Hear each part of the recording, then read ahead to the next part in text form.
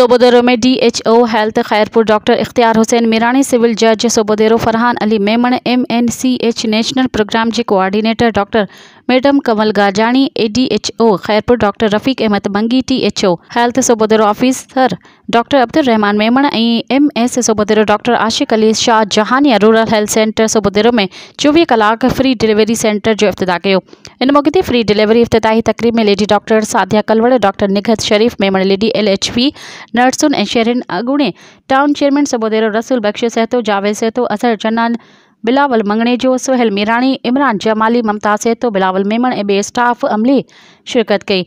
DHO Khairpur तकरीर कंदे चयो त रूरल हेल्थ सेंटर सोबोदेरो में औरतुनि जी डिलीवरी लाइ 24 कलाक सहूलत फराहम कई वई आहे।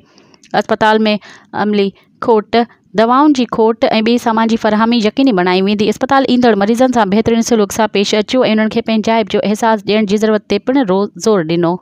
मज़ीद ख़बरनि ऐं तफ़सीलात लाइ विज़िट कयो असांजी वेबसाइट www.awamiNewsHD.com ऐं ॾिसंदा रहो अवामी न्यूज़ HD।